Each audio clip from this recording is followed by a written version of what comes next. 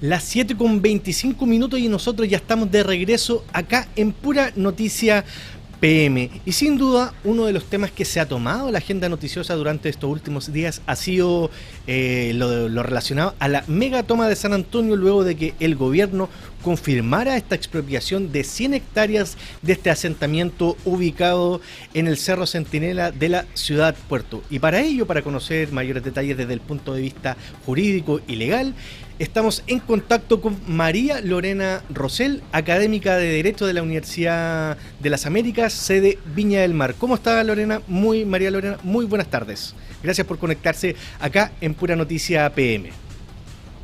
Muchas gracias por la invitación. Aquí estoy muy bien, bueno, y atenta a sus preguntas sobre la megatoma. Bien, con respecto, me gustaría partir preguntándole qué implica para que las personas que nos están viendo y que nos están escuchando se informen y se instruyan respecto a esta situación. ¿Qué implica desde el punto de vista jurídico esta expropiación de estas 100 hectáreas decisión que tomó el gobierno? Bien, Matías. Gracias por la pregunta. Claro, efectivamente, una expropiación es una medida que establece nuestra Constitución y en el sentido de que es un límite a la propiedad porque consiste en la decisión de la autoridad de privar a un particular de la propiedad de un bien raíz mediante una ley que la autorice por una causa de utilidad pública o de interés nacional.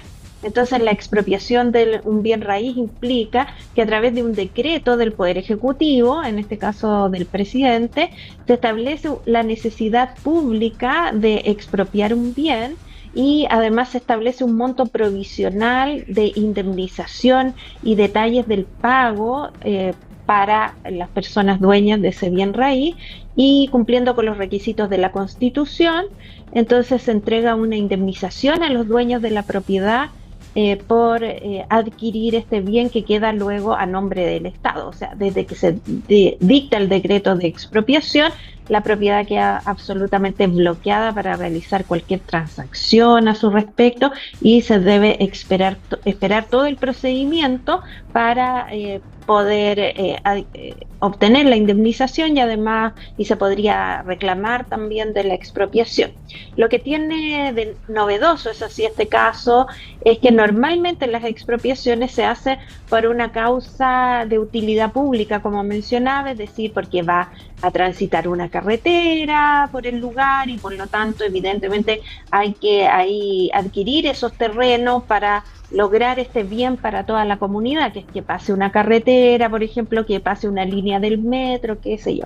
Pero hace mucho tiempo que no se expropiaban terrenos que formaban parte de una toma, sino que se había optado por otros mecanismos. Entonces, lo novedoso que tiene es que ahora, para dar solución o respuesta a esta situación que fue zanjada por un recurso de protección que interpusieron los dueños del bien raíz, entonces las autoridades decidieron expropiar parte del terreno. Entonces, además tiene la implicancia de que está vigente una resolución judicial que ordena el desalojo del terreno y va a estar paralelamente vigente un decreto expropiatorio por lo menos sobre parte de la propiedad. Entonces es bastante excepcional la situación que se da en este caso.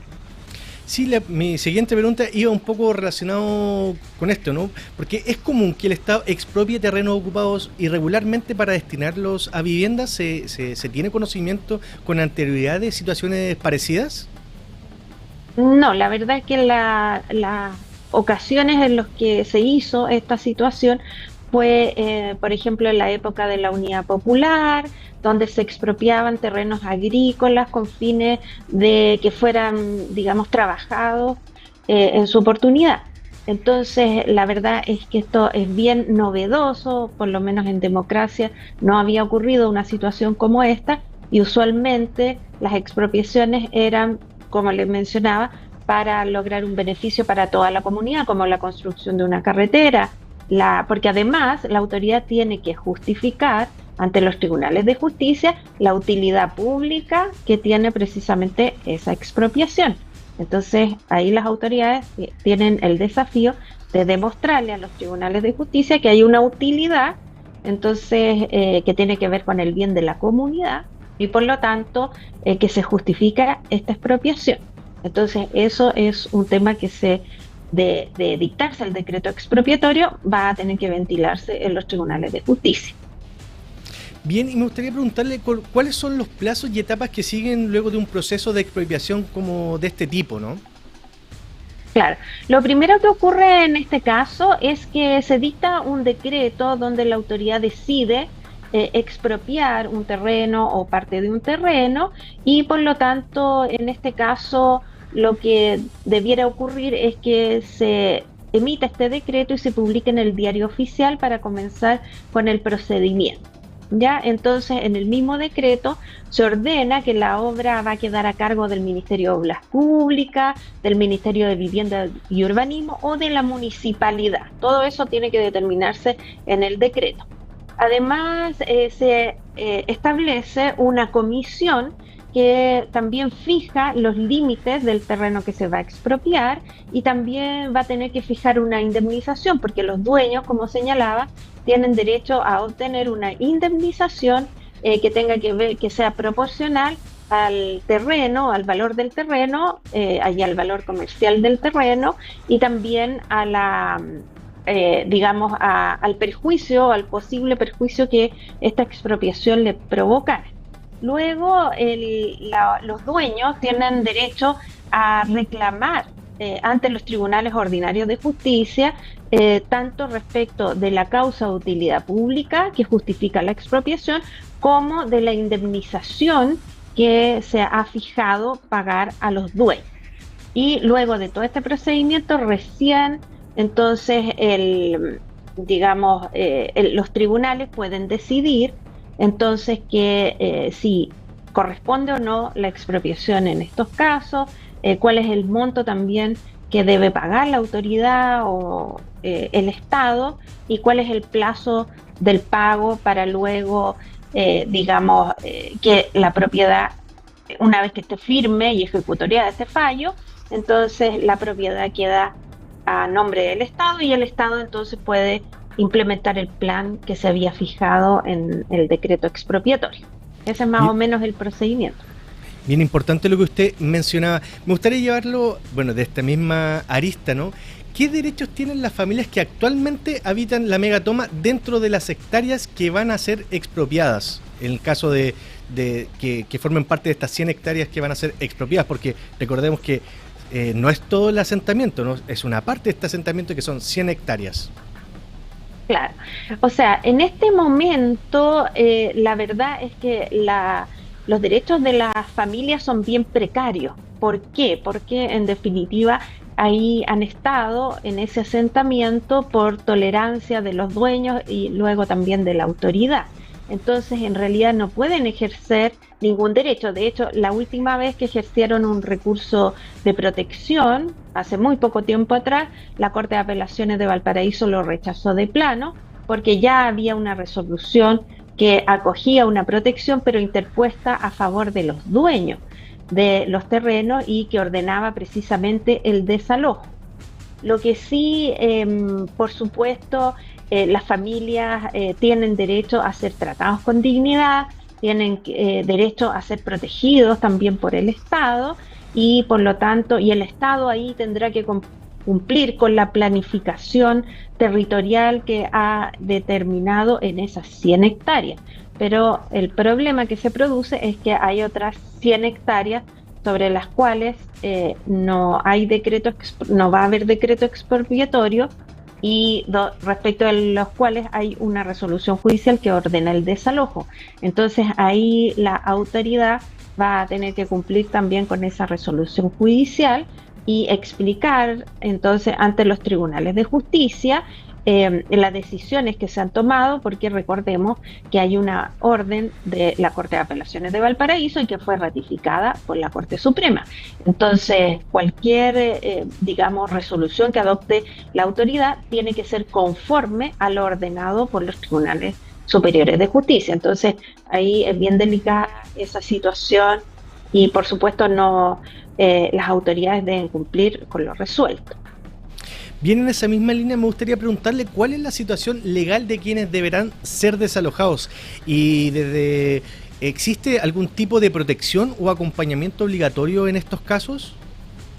Claro, efectivamente la misma Corte de Apelaciones de Valparaíso ordenó al Estado que el desalojo de esos terrenos, pero que se hiciera con los resguardos mínimos necesarios para asegurar la dignidad de las personas y la protección sobre todo de aquellos más vulnerables como niños, personas mayores y también personas en situación de discapacidad. También se ordenó el establecimiento de albergues para que, en definitiva, las personas puedan estar al menos provisionalmente en algún lugar para luego trasladarse de ese lugar.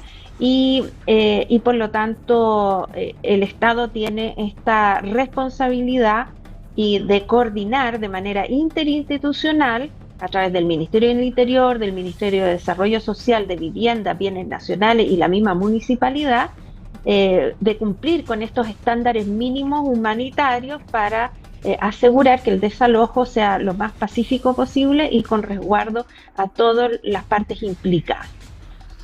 Bien, a esta hora de la tarde estamos conversando con María Lorena Rosell, académica de Derecho de la Universidad de las Américas, sede de Viña del Mar, respecto a esta situación que el gobierno expropiará 100 hectáreas de esta megatoma asentada en la comuna de San Antonio. Me gustaría también consultarle, bueno, hemos hablado del terreno en sí, de lo relacionado a la jurisdicción, pero me gustaría llevarle al plano de los propietarios originales de los terrenos. ¿Cómo se determina la indemnización por esta expropiación?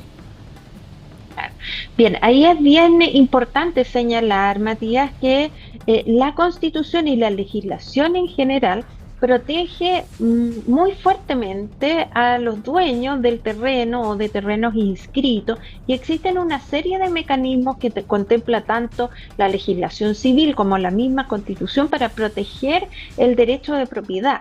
Lamentablemente, a raíz de distintas circunstancias de burocracia y de la necesidad de recurrir a los tribunales de justicia para ejercer estos derechos, entonces se ha dilatado demasiado el cumplimiento de estas normas que establece nuestra legislación y que, como dije, protegen muy fuertemente el derecho de propiedad.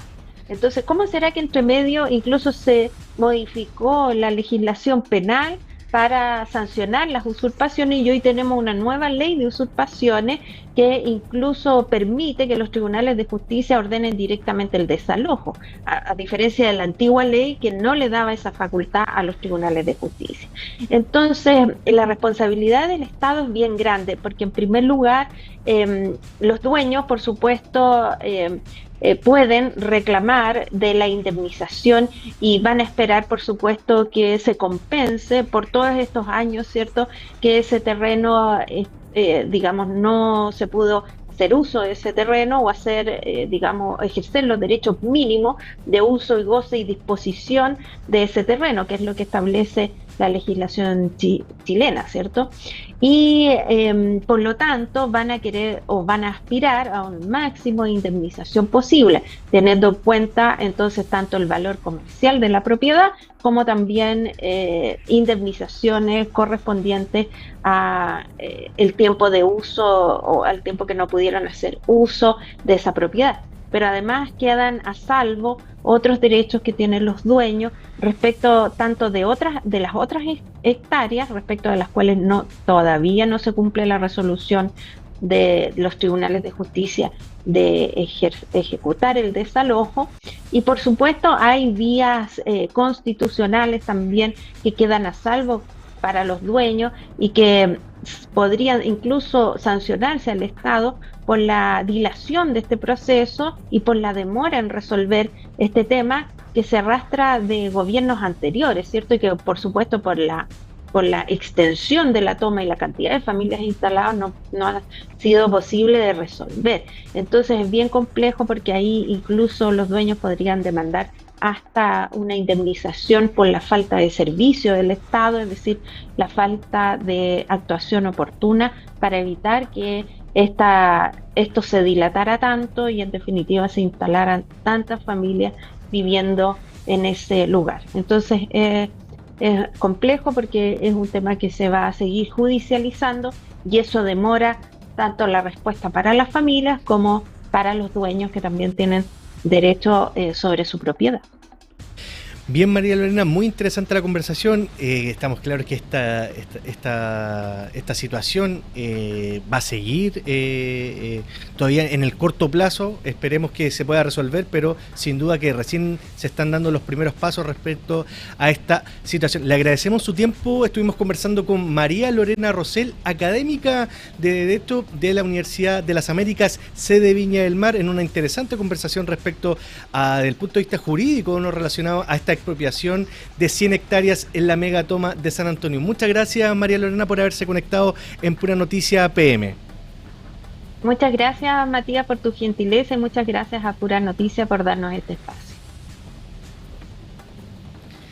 Bien, y ahí estuvimos conversando con María Lorena Rosell, académica de Derecho de la Universidad de las Américas, sede Viña del Mar, respecto del ámbito jurídico, ¿no? Cómo se va a ir llevando este tema de la megatoma de San Antonio desde el punto de vista jurídico, los plazos, qué derechos tienen las personas que están en este asentamiento y también quienes son dueños del terreno, que están en su legítimo derecho de pedir una indemnización, y cómo se va a ir dando este proceso de expropiación de los terrenos.